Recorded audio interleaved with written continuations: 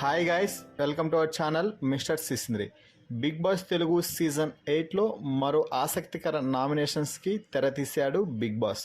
ఈ వారం నామినేషన్స్ని అనుక్షణం ఉత్కంఠత కలిగించేలా అగ్గితో బిగ్ బాస్ నామినేషన్స్ని అయితే జరిపించడం అయితే జరిగింది.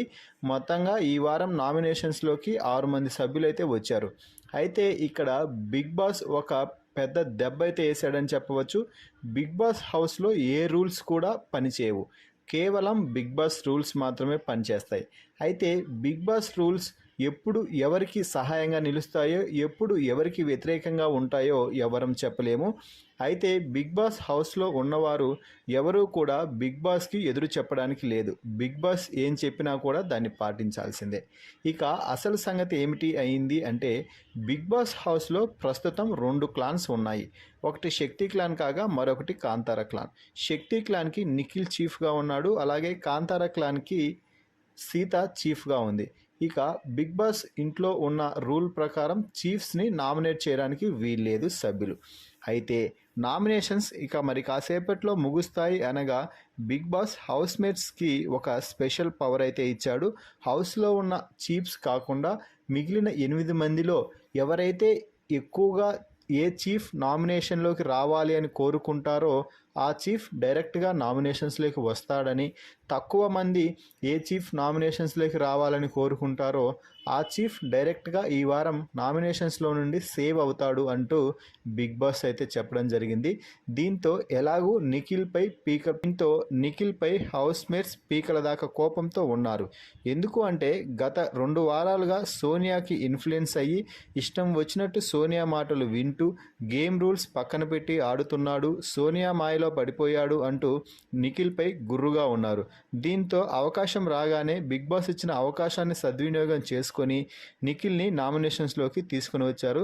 సీతని నామినేషన్స్ నుండి సేవ్ చేశారు. అయితే నిఖిల్ నామినేషన్స్లోకి వచ్చినా రాకపోయినా నిఖిల్కి పెద్దగా ప్రాబ్లం అయితే లేదు. ఎందుకు అంటే నిఖిల్కి ఫ్యాన్ బేస్ ఎలాగూ ఉంది. నిఖిల్ నామినేషన్స్లోకి వచ్చినా ఎలిమినేట్ అయ్యే అవకాశాలు అయితే 0% అని చెప్పవచ్చు. నిఖిల్ ఖచ్చితంగా టాప్ 5లో ఈ సీజన్లో నిలుస్తాడు, అందులో నో డౌట్. అయితే నిఖిల్ నామినేషన్లోకి రావడం కూడా నిఖిల్కే మంచిది. గత 2 వారాలుగా నామినేషన్స్లో లేడు కాబట్టి వారి ఫ్యాన్స్ మరోసారి ఓట్ల వర్షం కురిపించడానికి సిద్ధంగా ఉన్నారు. ఇక